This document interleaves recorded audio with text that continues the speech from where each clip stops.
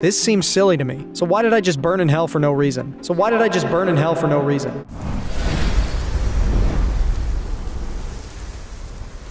الحمدللہ والصلاة والسلام علی رسول اللہ وعلی آلہ وصحبہ اجمعین اما بعد۔ یہ سوال بہت سے لوگوں کو پریشان کرتا ہے، اور بہت سے لوگ جب اسلام کے خلاف اعتراض اٹھاتے ہیں تو یہ سوال ان کا ایک مین سوال ہوتا ہے کہ جہنم جو بتایا گیا ہے، خبر اس کے بارے میں باتیں بتائی گئی، تصور نہیں ہے، خبر ہے، انفارمیشن ہے، معلومات ہے جو دی گئی ہمیں بیفور ٹائم، یعنی ہوگا قیامت کا دن جب آئے گا تب تو لوگ دیکھیں گے۔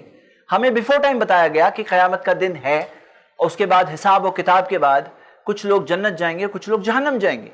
اب اس کے اوپر اعتراض ہے، یہاں تک آ کے بعض لوگ اس حد تک چلے آتے ہیں، کہتے ہیں I don't believe God exists because of hell، بولے جہنم کی وجہ سے میں نہیں بلیو کرتا ہوں کہ God exist کرتا ہے، ایسا ان کا سوال ہوتا ہے، اس حد تک لوگ وہاں تک چلے آتے ہیں۔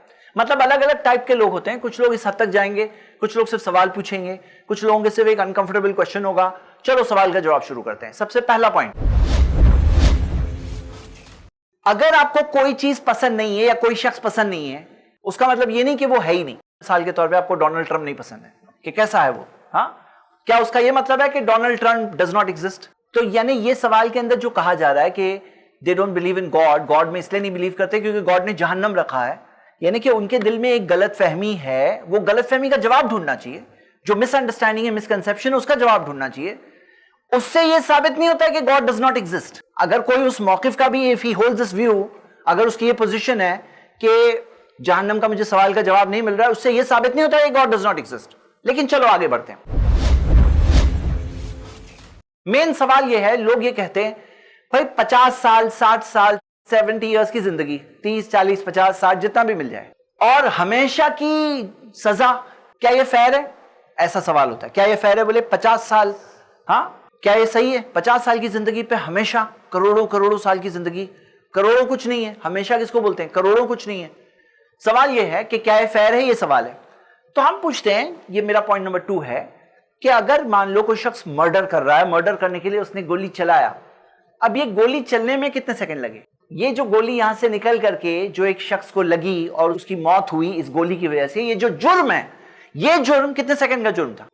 1 سیکنڈ بھی نہیں، 1 سیکنڈ بھی نہیں لگتا ہے گولی چلنے میں۔ لیکن کیا یہ مجرم کہہ سکتا ہے کہ مجھے لائف امپریزنمنٹ کی سزا دی جا رہی ہے تو ناانصافی ہے؟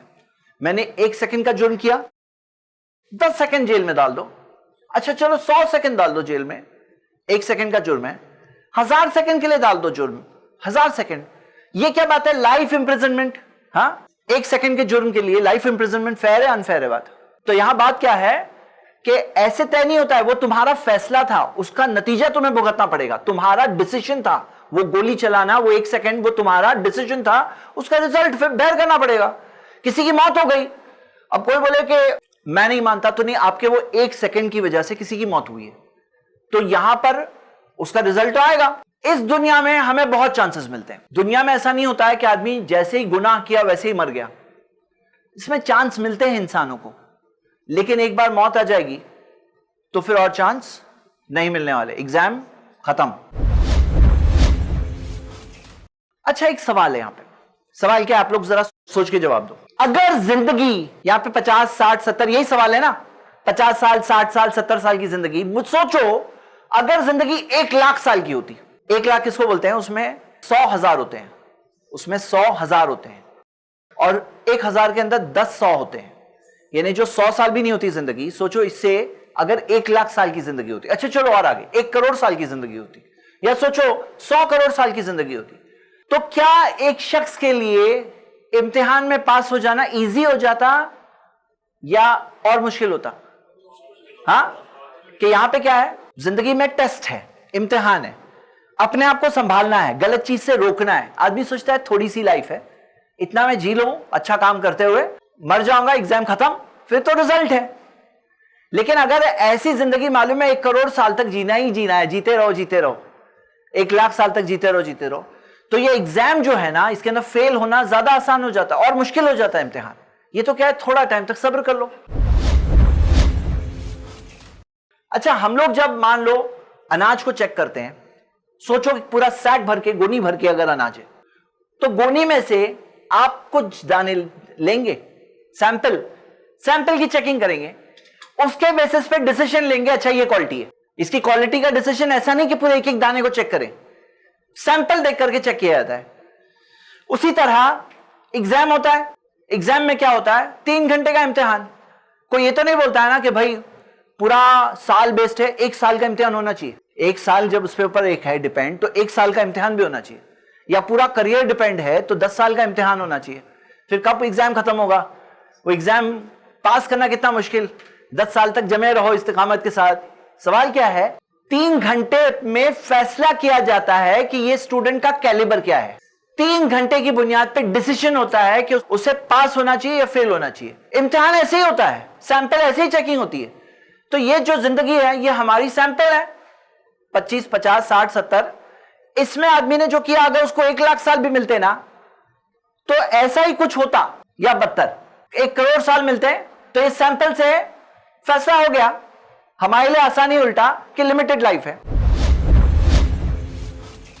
جہاں تک لوگ کہتے ہیں کہ اللہ نے کیوں بنایا, اس لیے بنایا سزا دینے کے لیے, تو نہیں. اللہ تعالیٰ نے تو بتایا قرآن میں اِلَّا مَنْ رَحِمَ رَبُّكَ وَلِذَلِكَ خَلَقَهُمْ, سوائے وہ جو جن پر اللہ رحم کرے, اور اسی لیے اللہ نے انہیں بنایا, رحم کرنے کے لیے بنایا.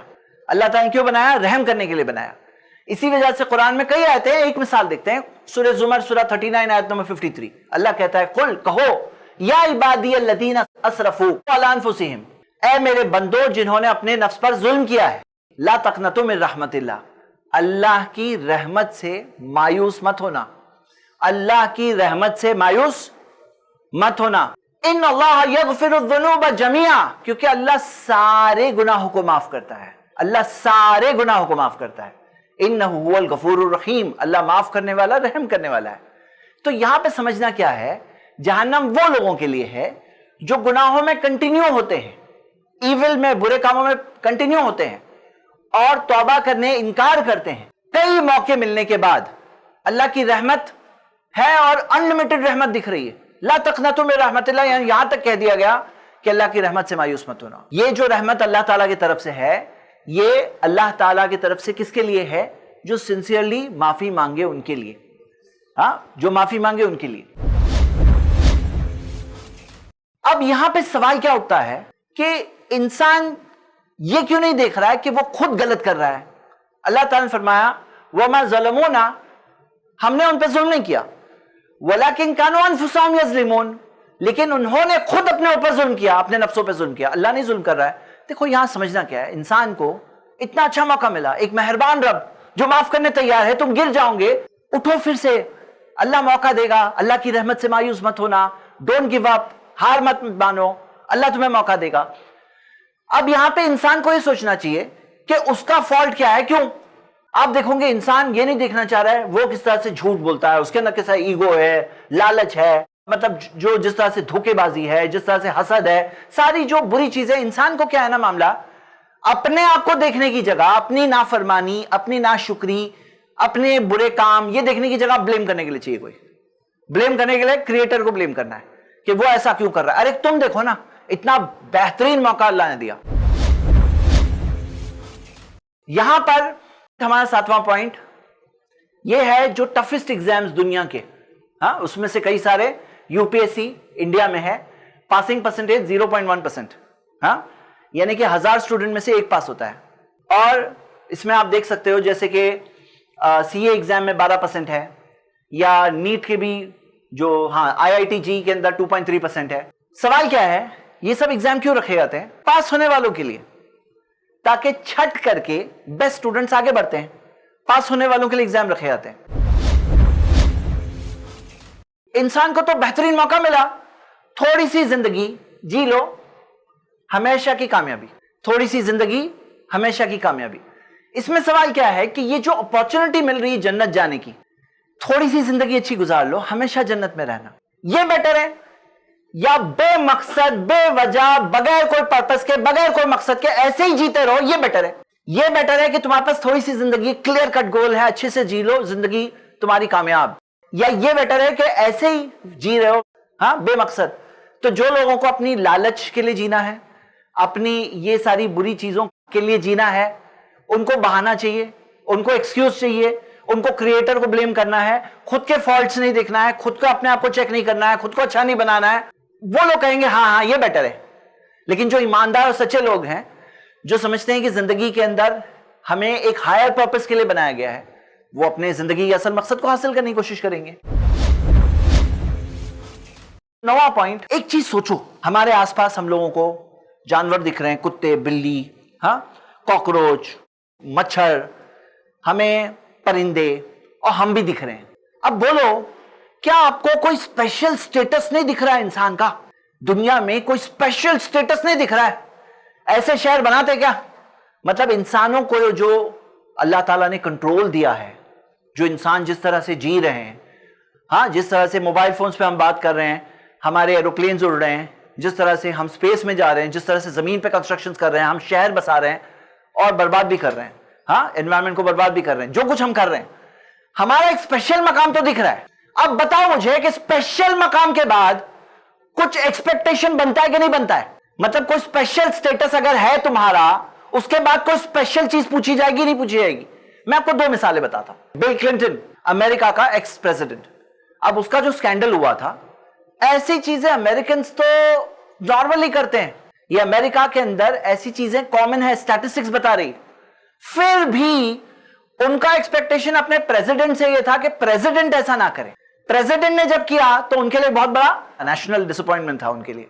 उसी तरह आप देखोगे, बीच में जो कंट्रोवर्सी हुई थी, फिनलैंड के प्राइम मिनिस्टर की वीडियो आई जहां वो डांसिंग वगैरह करते हुए उसकी वीडियो आ गई, वायरल हो गई। अब ये डांसिंग वगैरह एक मिडिल एज 30s में इसकी एज थी, 36 ईयर ओल्ड, ये वहां पर तो नॉर्मल बात है। फिर भी वो अपने प्राइम मिनिस्टर से एक्सपेक्ट नहीं कर रहे थे कि वो उसकी डांसिंग ऐसी वीडियोस आ जाए। ठीक है, मतलब जब वो हायर पोजीशन पे थी तो उससे स्पेशल एक्सपेक्टेशन था जो बाकी लोगों से नहीं था। जब बिल क्लिंटन प्रेसिडेंट था तो उससे एक हायर एक्सपेक्टेशन था। तो मैं कह रहा हूं, हम लोग जब इंसान है, हम कोई कुत्ते नहीं है, बिल्ली नहीं है, कॉकरोच नहीं है, हम जी रहे इंसान की जिंदगी, तो हमें एक स्पेशल पोजीशन मिली है कि नहीं मिली है? वो स्पेशल पोजीशन के बाद हमसे कुछ स्पेशल एक्सपेक्टेशंस हो, क्या ये नॉर्मल बात नहीं है जो इट फॉलोज? यानी कि यह पहली चीज से ये नेचुरल कंक्लूजन है, दिस फॉलोज इट। सही है कि नहीं? 10वां पॉइंट, जो बेसिक प्रेमिस है, प्रेमिस, बुनियाद जो है ना बेसिक, वही गलत है। मतलब क्या होता है, एक होता है प्रेमिस, जैसे प्रेमिस 1 2 3 कंक्लूजन, ये प्रेमिस ही गलत है। क्या प्रेमिस? सवाल क्या पूछा जा रहा है, हाँ, कि जहन्नम में क्यों डाल रहा है अल्लाह? हम कहते हैं ये सवाल ही पूछना गलत है, ये सवाल ही पूछना गलत है। तो मैं सवाल पूछना ही गलत है, क्यों? क्यों?